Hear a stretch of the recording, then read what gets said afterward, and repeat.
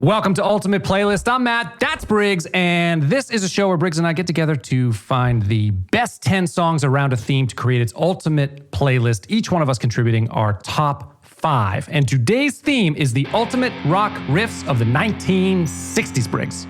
That's right. I love rock. I love riffs. The 60s was full of them, as you might imagine. So many classics, lots of stuff to dig through. Shall we jump right into it with my number 5? Yeah, let's do that, and then we can talk about criteria and the other stuff later on. But sounds good. Sorry, give me 1 second. I am now ready. Sure.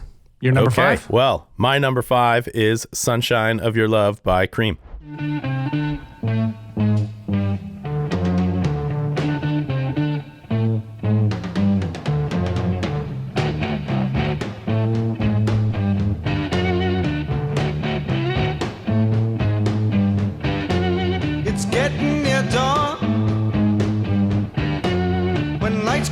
Tired eyes, I'll soon be with you, my love. Yeah, great one. Yep, it's classic. This is 1967. Went to number 5 on the Hot 100. Mm-hmm. Of course, it's Cream, the first supergroup. Yes. Based on a classic riff. I know we've thrown some shade at Eric Clapton in the past, but not this for is a good one. Yeah, not for Cream Clapton. No, absolutely not. Yeah. And a great guitar solo by Eric Clapton in this song. But the riff was written by Jack Bruce. Oh, okay.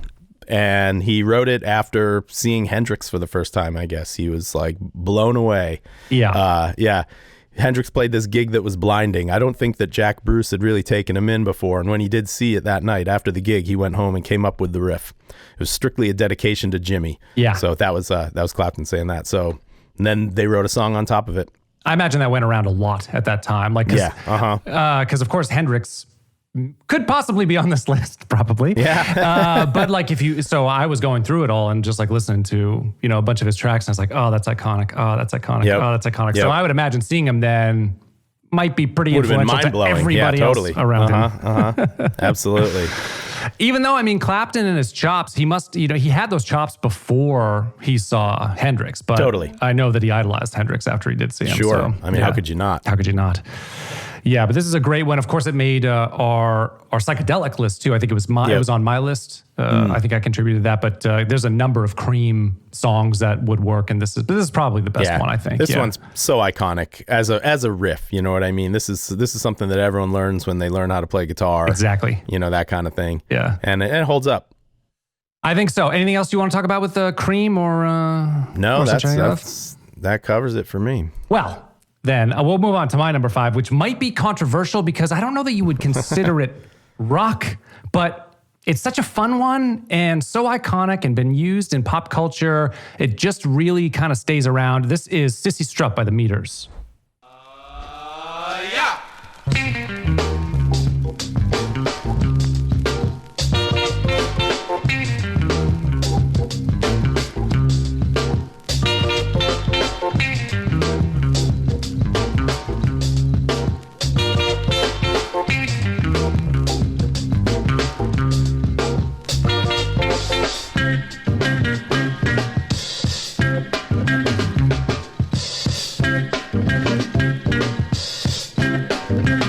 Love it so much. Killer. Such a good song. No, that definitely counts. It's clearly a riff. Yeah.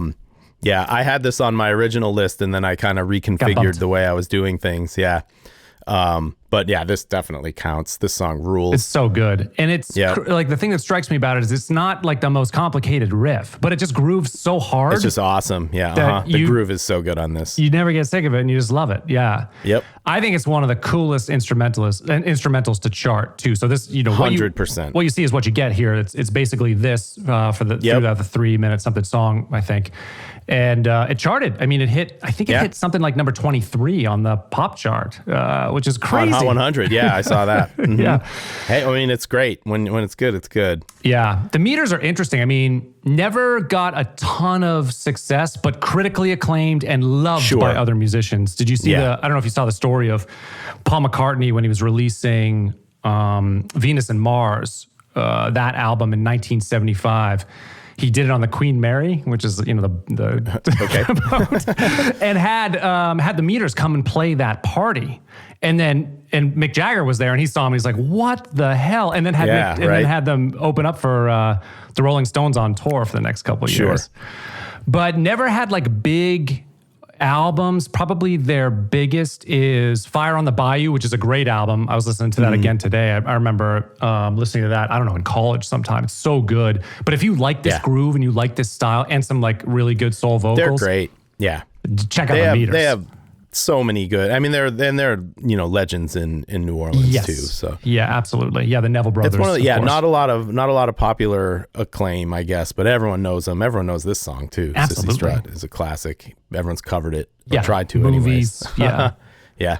That's a great song. The only thing I was surprised at though is I was looking at spins on Spotify, and Fire on the Bayou, that album is probably their biggest. And you look down the album, the song chart, and there's maybe only like the biggest song maybe had a couple million spins, which is crazy to me. Whoa, that seems low. Seems low. Way low. Yeah.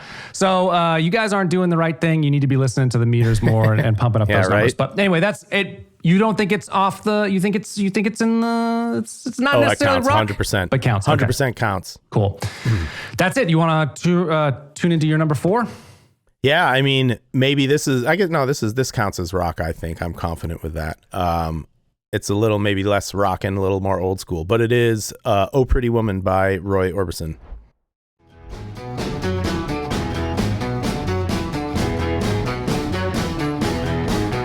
Pretty woman, walking down the street. Pretty woman, the kind I like to meet. Pretty woman, I don't believe you, you're not the truth. No one could look as good as you. Mercy. Mercy. This song's great. So good. I love Roy it. Orbison's great. He's got so much good stuff. I mean, does. this was a monster mega hit, number one hit, 1964, co-written by Bill Dees along with Roy Orbison himself. It's a classic. It's it's in movies. It's been covered famously. Yes. But it was inspired by Roy Orbison's wife, who happened to come in while him and Dees were writing, and he asked her if she had enough money on her for she was going out or something, and Dees was like, "Hey, a pretty woman never needs any money." And then they wrote the song. So that's great. It's on Rolling Stone's list of 500 greatest songs of all time at number 224. It's in the Library of Congress for the National Recording Registry. It's everywhere. Yeah, of course Van Halen did a famous cover of it, which is a great one too. It rocks so hard. Yeah, that's a great one. Yeah, I love Roy Orbison. He's just got a fantastic voice, and I think this is a great riff too. This was definitely in contention for me. It didn't hit my top 5, but it was definitely in contention. It's a great one, and I like some of the early stuff too. And I'm glad that we're doing the 60s now instead of later on, because you can just sort of see like the influence that these riffs. They're not the most technically challenging riffs out there, but you can see how they influenced the tree, like after this, the tree of musicians after this. Absolutely. And a lot of these are blues riffs, which came from, the prior decades before, from from American blues musicians. So it's actually something that sounds very American to me when we hear songs like this, like Pretty Woman. Agreed. But yeah, just a great riff, super iconic. And yeah, I love the song. Awesome singer, great song. He's got many more of them. Many more. Cool. Should we move on to That's all I got to say. Yeah. My number 4. Okay. Maybe not the. I love the song. It's not maybe my favorite of the band, but in the 60s, this is a pretty great one off their debut album. This is the Almond Brothers band, Black Hearted Woman.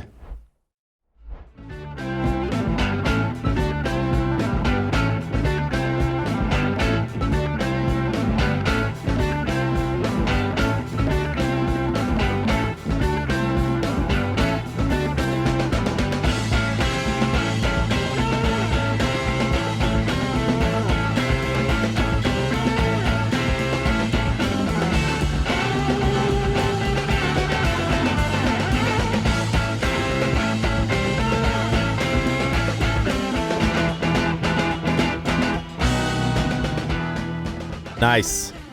Crazy. 1969 with the odd time signature. It's nuts that So Allman Brothers is so crazy because it's just like this, it's progressive Southern rock. It's like the mash of the two, because they'll do odd time signatures, weird phrases. Totally.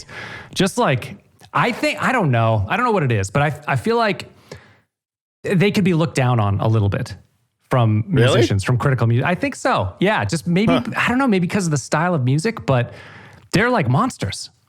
Yeah, oh, absolutely. And I mean, they're kind of beloved by the people, that's for sure. They're beloved. Everyone loves Allman Brothers. I guess they're beloved by all people, though. I feel like there's like a snooty element of musicians that don't like fair them. enough. Okay, well, they fall in the same slice as the critics then, I guess, for my money. I mean, Allman Brothers are great. The guitar's great. I mean, if you don't like guitars and like riffing and guitar solos, you're not going to like it. Right. And, the whole Freebird thing is kind of a little overblown. Well, that's not Allman Brothers. Oh, my bad. What am I talking about? You're talking about Leonard Skinner. Yeah. No, I just got confused. That's embarrassing. No worries. Don't be embarrassed. Yeah. Yeah. Mm-hmm. But of the two, Allman Brothers, I think, are a much better band. I really love their their absolutely. Abilities. Yeah. I mean, of course, Dwayne Allman, all-time guitar player, died when he was 24, which is just shameful and ridiculous. Crazy. Not shameful. It's just crazy and ridiculous that happened because he was so good. He was playing on all sorts of records. Like Dwayne and Greg, the two brothers who started the band, they were doing stuff themselves, trying to make records. They cut a few records, went to LA, did some stuff. I think they had their name was like Hourglass or something. And they were Almond Joy too for a little while, which is ridiculous. Almond Joy, huh? But like trying to cut records didn't work out. And then Dwayne's like, screw it, I need to like make some money. So he went back east and I think to Muscle Shoals, and he just became a session musician. He was playing with all sorts of people, Aretha Franklin. He even there was a cover of, was it a Hey Jude cover? I think that hit 23 on the Hot 100 that he was on, and he was just like, people would start to come to Muscle Shoals to get him to play guitar with them and record with them. But anyway, they decided to make something else work. So the two brothers went to Jacksonville, Florida. I guess they were born in Daytona, not too far from where I am. And went back to Jacksonville and were just jamming with a few people, put the Allman Brothers together and started touring. But the first two albums, so this is off their first album called The Allman Brothers Band. I think that's what it's called, the album. I think that's their full name. This has Whipping Post on it, right? It has Whipping Post. Yes, this has Whipping Post. But this album and their next album, which has Midnight Rider, didn't do well. Like initially, this first album only sold something like 34,000 copies. Like nothing. Really? Wow. Really. So what happened was, and then the second album, so Dwayne had a 5-record deal because he was so good, and the recording, I can't remember what company it was, but the studio was like, you're amazing, we'll give you a 5-record deal. So that's why they put the band together. But the first 2 albums didn't sell, and then the record company like sold the contract to another label, and then they do the Fillmore show.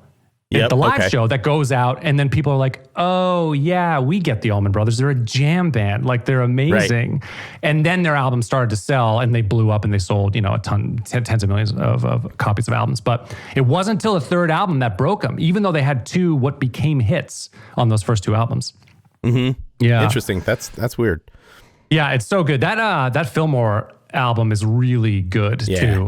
This thing is a 3-disc set that's just got some great live moments. But that's the thing, like they're not as well captured as a studio band as they are as a live band. So makes sense. Off that too is one of my favorites by them is One Way Out. Are you familiar with that song? The doop doop. Oh yeah. Doop doop doop. That could have been a riff one. Yeah, but it was later. I think it was 71 or something. So it doesn't quite. Yeah. I love that song, and the version on Eat a Peach actually is they mess up. It's a live version, and they mess up. There's this part where there's a drum breakdown, midway through the song. Yeah, sure. And then the 2 guitarists are trading riffs back and forth. And I think the bass player comes in like half a beat too early because the drummer's hitting the offbeat a lot. And so I think the bass player is like, I think that's the downbeat, and comes in off. Oh, gotcha. And they but the cool thing is all at the same time within a measure, they all switch. They flip it. That's flip to the offbeat, and I'm like, damn, that's how do you awesome. even... Like that's hard to do. That's not easy. Yeah, totally. But it's such a cool mistake moment that still sounds amazing. Like it doesn't sound wrong. But that's cool. Well, it sounds like a real band, solving problems in real time, which is awesome to hear. Yeah. Yeah. Anyway, so I love the Allman Brothers. I used to listen to them a shit ton, when I was in high school and college. But but this is a great one and a great band. Should we move on to your number 3, I think, right? Yeah, my number 3 is You Really Got Me by the Kinks.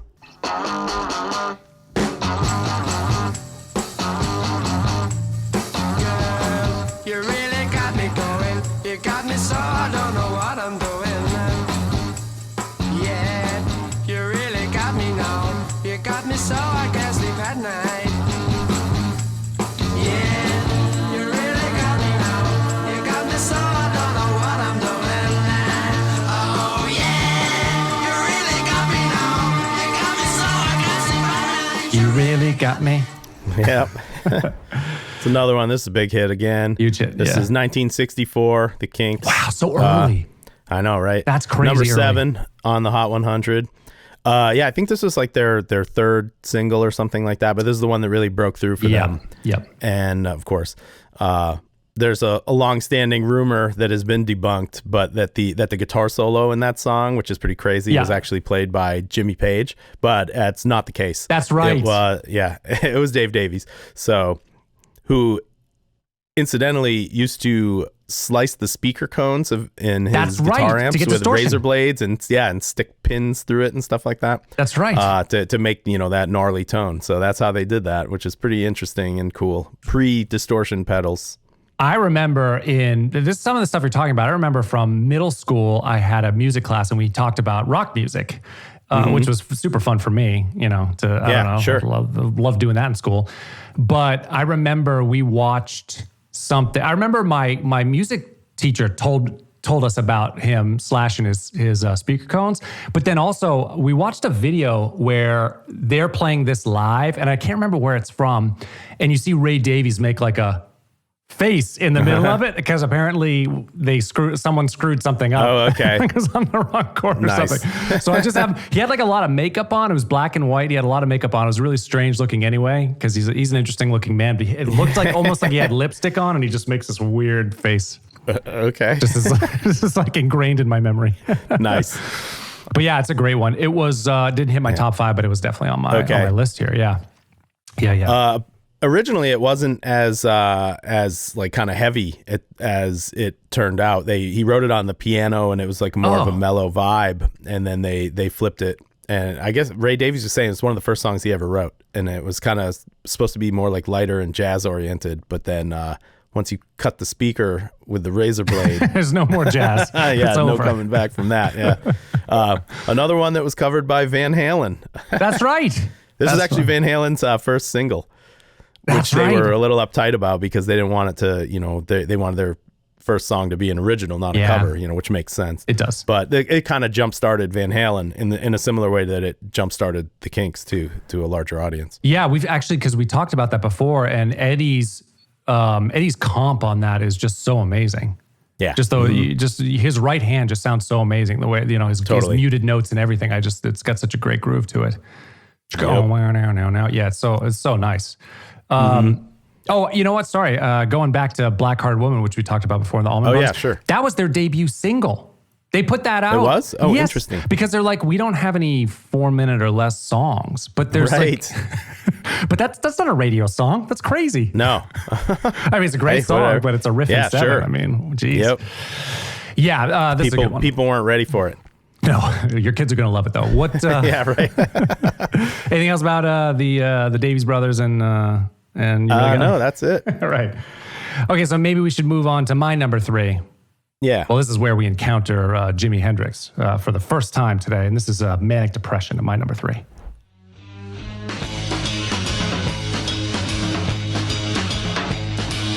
Manic depression is searching my soul. I know what I want, but I just don't know how to go about getting it. Feeling sweet feeling drops from my fingers. Manic depression is captured my soul. Whole thing's awesome. A riff. Yep. The whole thing is a badass riff. Totally.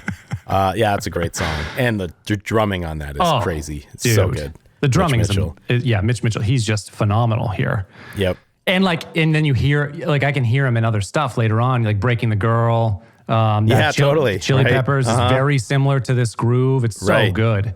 I love that song. It's I know it's not typical what you expect from the Chili Peppers, but I love that song so much. And it's very similar to that. But this is their debut. It hit number 5 in the U.S., charted for 106 weeks. This is Jimi Hendrix and the Jimi Hendrix Experience.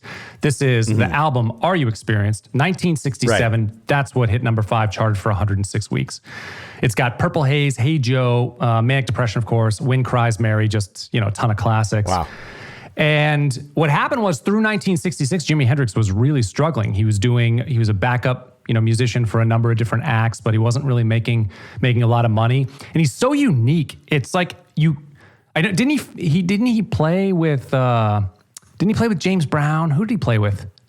He played with. Did he? I think he played with Someone. Brown. But you can't imagine Jimi Hendrix in not his own thing. You know what I mean? Right. He's so unique. He's such a unique musician. It just doesn't make sense. So, and that happened too, where people would see him play people would be like, you got to come check out Jimi Hendrix. This guy's amazing. And record companies would come over and they'd be like, I don't really know what to do with him. I don't know what he is. Because he's just such a unique guy. But he was noticed in a club by Linda Keith, which was Keith Richards' girlfriend, who eventually connected him with Chaz Chandler, who was the original bass player for the Animals, who went on to be a producer and exec, et cetera, and was like, oh, okay, this guy's amazing. Brought him to London, formed the Experience, did the album. Took like 6 months to do the album. They were doing a lot of touring, so they were kind of recording at different places all over, I think, Europe and the United States until they kind of put it together. But then released it, and it launched them. I mean, this sold something like 5 or 6 million records, and there you go. Iconic. I don't know what to say about it. I mean, the song is great, and it's definitely riff worthy. The whole album is all killer. Okay, and tons of riffs on it too. Yeah, I mean, you just do Jimi Hendrix riffs. So that's the thing. So maybe we can talk a little bit about criteria, and we can talk a little bit about Hendrix here, because I ran into a problem with Hendrix, kind of, because I'm like, everything is an iconic riff. you know? So, he's one of the all-time riff meisters, so for sure. I don't know what to choose. I mean, I've always loved Manic Depression. It's such a great song. It is and great. then for him to just outline the chords so well as he's singing it, it's just such a beautiful, it's so full. The song is so full, and no one's strumming chords. It's so crazy. Right. And it works so well. But so I ran into Hendrix and I was like, this is a tough one. So maybe we should sometime just do a Hendrix one and top 10. Yeah, we could do that for sure. Be I think pretty easy to do. But so there's that. But criteria then, I guess, because we're here. So I did songs with the best riffs, but maybe they weren't songs with just one riff or one memorable riff. So some of the songs I think have multiple riffs like that, like the Almond Brothers tune. There's multiple riffs there. Some of these other ones too, we'll get to. I stayed away from the Beatles because I'm like, me too. On principle, they're blockers, even though they have some great riff songs.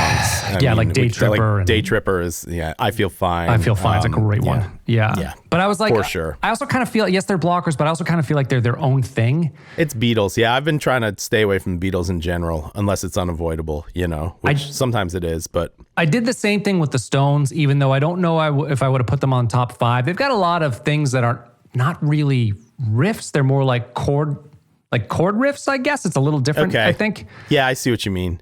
Like if you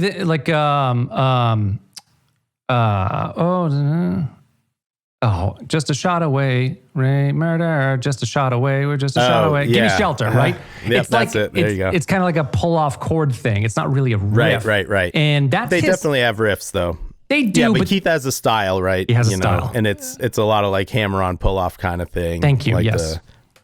Yeah, so it didn't really make sense. Start Me Up or whatever, like one of those kind of licks. Right, yeah. So I stayed away from both them, the Beatles and the Stones, both of them. And then the other thing that I did is I didn't take chart into account really. Like as long as it was released on and, fairly popular or whatever, it wasn't like I was looking for the most popular best riffs. So that was kind of what I did. Did you do anything different with your criteria? I kind of kept it straight down the middle. Things that I would recognize as a riff from the 60s that was they're all the ones I picked are top 10 hits. Okay. And so I picked some big bands too. spoiler alert as we get to my number 2. Right. Is I Can't Get No Satisfaction by the Rolling Stones. Oh, okay. So I did put them on my list, speaking of them, but I feel like this is a riff and we could listen to it. Yeah, let's do that now. Here it is. Sure.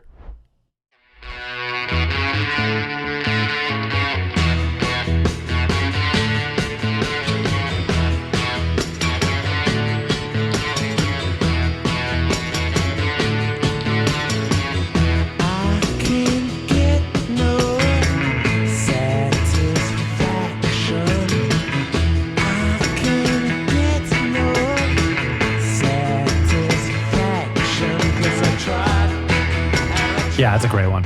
Yeah, and I mean that riff is iconic. It's one of the most memorable Absolutely. moments of rock and roll. Yep. You know what I mean? This was their first number 1 hit in the U.S. This is from 1965, and as the legend goes, Keith Richards doesn't remember writing this. He was like half asleep or strung out or whatever it was. He was, had his tape recorder going. And in the middle of the tape, the riff comes in, followed by 40 minutes of him snoring or something like that. So that's how it goes. Featuring the Maestro fuzz box on the riff. So yes. Early use of awesome fuzz tone, which I appreciate. Absolutely. Yeah. That's great. It's so funny. I was just listening to it now. Like, it's a lot of one string. He's on like one string the entire time. Even his comp through the verse and stuff. He's like do do do do do do on one string. Sometimes one string's all you need. Yeah. Or sometimes if you're a little tired, strung out, that's what you got. Fair enough, right? Yeah, in the middle of the night, he's only hitting one string. I mean, it's a little surf too, right? Little Dick Dale, which got a little bit of that. Mm-hmm. Spoiler alert, didn't make my whatever, but could have definitely. But it's there's a lot of instrumental riffy songs from the 60s, and I had a bunch of them, and we can talk about that too true. if you want. Yeah, we should do that. I mean, Dick Dale is of course one of them. Yeah, but it kind of reminds me a little bit of that what Keith is doing there. But a very good one, and totally absolutely counts as a riff. It's different than what he starts doing later. I think he just agreed. Yeah. Mm-hmm. Yeah. And, one of the most memorable tunes in rock and roll, for sure. Yep. Cool. And let's move on. Everything's already been said about this song. Okay. We'll move on to my number 2, which is another giant band. This is Led Zeppelin's Good Times, Bad Times.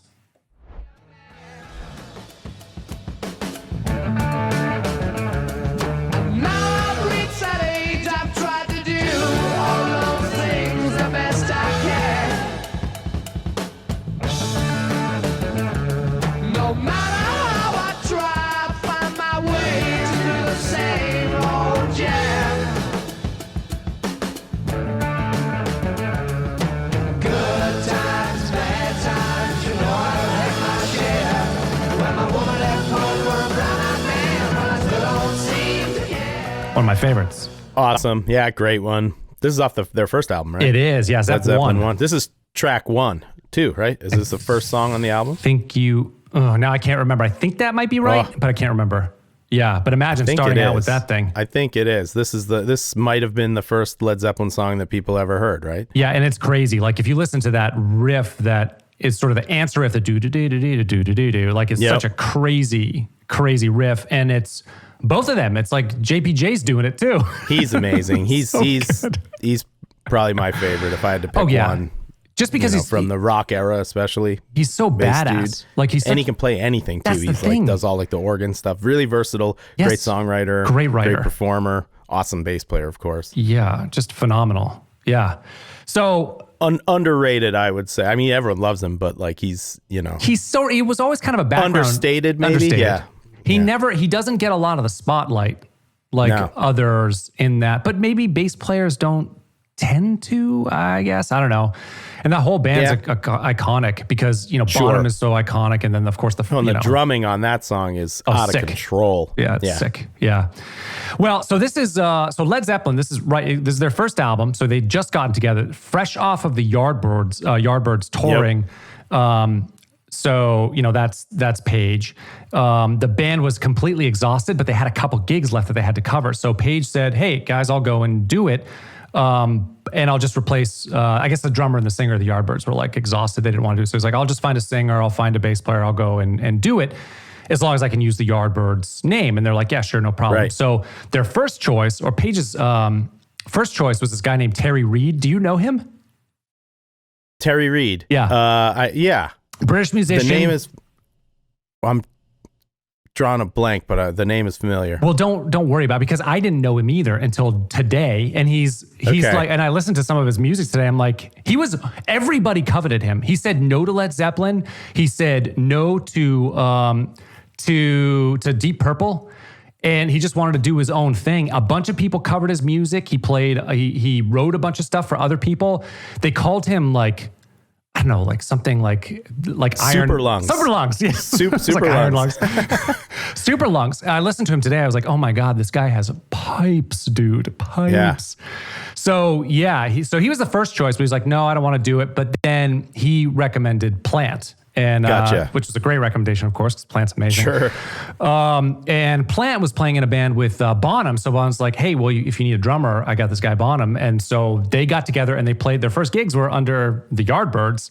Right. And then they started doing stuff under the new Yardbirds, but then the rest of the Yardbirds like sued them and cease and desisted them. So they said no, turned into Led Zeppelin, and then recorded this over the course of a few months and then released it. And then they got huge. So Yep. yeah. Great album and just a great riff. They're also. Why do I lose my lights here? It's like, I don't know what the flash is all about. It's a ghost. They're like, yes, Zeppelin or something. It's the It was ghosts Morse of code. the American musicians that Jimmy Page stole the music from. That's true. Yeah, I know. I read that thing about Page I think said that he did the solo on "You Really Got Me" too. I think he's the one that claimed that, which is like, No, come on. he debunked it himself, I think. Are you sure? I thought it was. Yeah, that's what I Page. saw. All right. Well, okay. Well, maybe he spread the rumor initially, but I think if he did, he came around and said, no, it wasn't me. And it's been thoroughly debunked. Everyone right. says Well, it was not him. Yes. Okay. I mean, that guy good. he played on enough songs anyways, Jimmy Page did. Yeah, you So- might not remember. Yeah, right, exactly. But that's the thing is, you don't need to take credit because you have all of this amazing yeah, stuff. exactly. He did all this other stuff, right? So, like, you don't need it. But I don't know. Anyway, yeah. So that is my number 2. Should we move on to your number 1 then? Sure. Wow. Well, we will be staying with Led Zeppelin because my number 1 is Whole Lotta Love.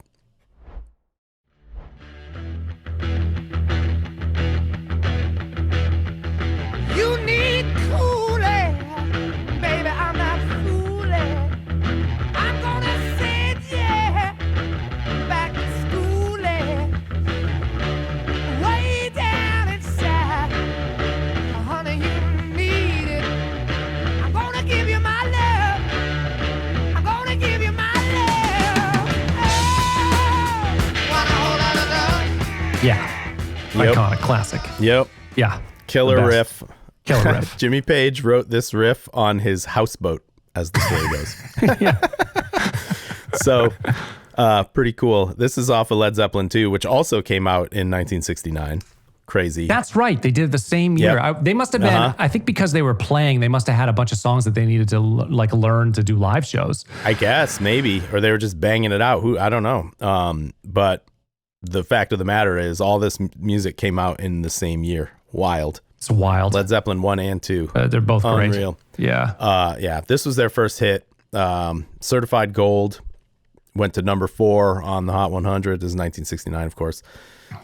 This is one where basically the lyrics are ripped off from a Willie Dixon tune called Yeah. You Need Love. Yep. But, whatever. They ended up paying out. They paid out his estate in 1985. That's good. And now Dixon gets credit on the as a writer? subsequent releases. Yeah. Mhm. Yeah, good. That's good. You got to do something. Yep. But Jeez, hey, freaking so it steal it. goes. Well, I mean, they kind of did a bit of that. Or maybe not. I don't know if you want to call it theft or if you want to call it synthesis. You hear music from all over the place. But basically, I mean, Robert Plant kind of copped to stealing some of the lyrics. They had the riff going and he was like, whatever, Yeah, might as stole well. it. And now it's paid for. Yeah, I mean, and none of these riffs they're super bluesy riffs. So, Yep. you're just you only have 12 notes to choose from. So, so you gotta, true. So like there's But I mean, the words were kind of the words are right for this one, right? that's true. Yeah, that's different. Yeah, it's a But million. either way, I mean, the song sounds pretty awesome. It's pretty heavy and it's pretty rockin' and it's pretty riff worthy. Yeah, I agree. That's a great one as your number one. Anything else you want to talk about regarding the Zeppelin? No, I think we talked about them. Should we go to my number one then? Let's do it. Oh Well by Fleetwood Mac. What I think of you, I might not give the answer that you want me to.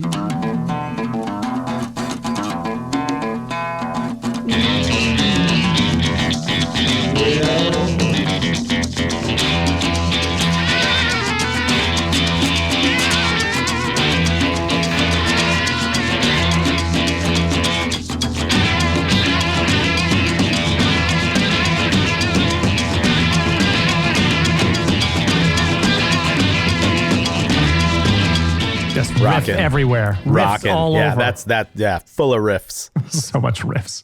Yeah. I love that one. Yeah, it's great.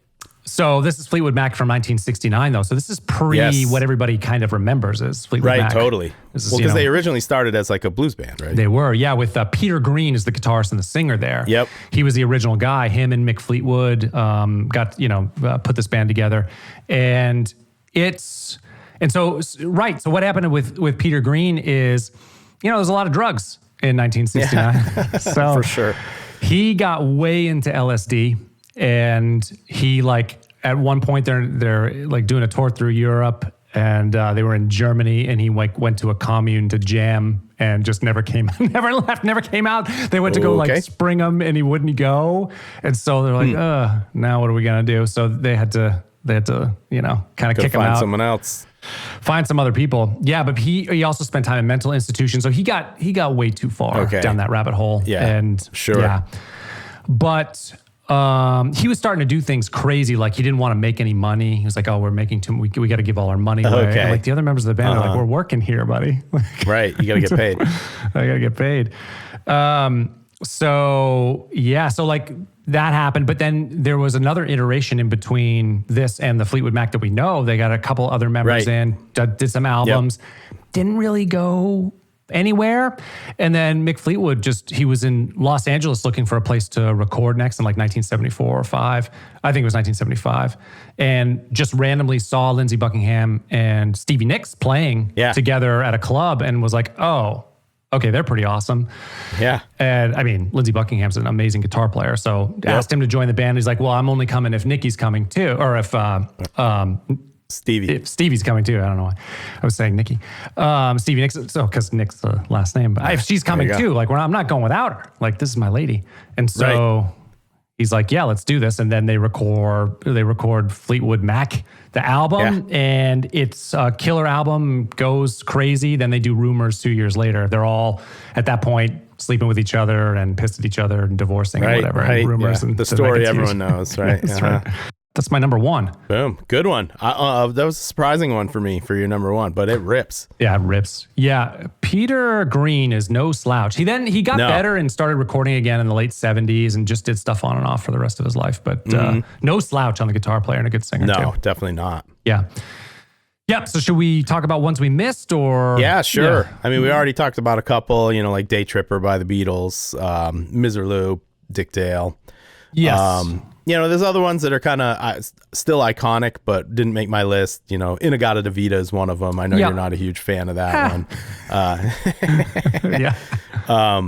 We could talk about Hendrix all day. There's a lot of cool instrumentals that are pretty riff worthy. I like Walk Don't Run by the Ventures. Yep. That's a great one. What else? Yeah, Pipeline also, if you want to get into the surf rock territory. There's a ton of them. But I went for straight down the middle, big hits. Yeah. And covered most of them. Let's see, what else did I have? I Want to Be Your Dog by the Stooges. That was on my list there. Oh That's yeah, a I pretty forgot good about that one. It's pretty riff-tastic. That one's pretty heavy and gnarly. Yeah, that's fun. I forgot about that one. Yeah, there was 2 Monkeys songs came out. Yeah. Came on some of the lists I was looking at. Last Train to Clarksville is pretty good. Those songs are Daydream, good. Believer, whatever. Those songs are pretty good. They're good. Monkeys are great. I got nothing against the Monkeys at all. Nothing against them. Yeah. Smoke on the Water too. So there's some Deep Purple. Totally. I did kind of want to fit in a Deep Purple here, but especially if there was a keyboard riff. But I didn't hear one that I was like, right. maybe Smoke on the Highway Water is Star. pretty iconic though. Smoke on the Highway Water's- Star is awesome. Yeah. Highway Star is great. That's probably my favorite by them. Yeah, it's an amazing song. Yeah. Yeah. So I thought maybe that one, but didn't quite make my list. Right. Yeah, there were Yardbird songs that could have worked, like Over and Under, Sideways Down, Heart Full of Soul. Those are good ones.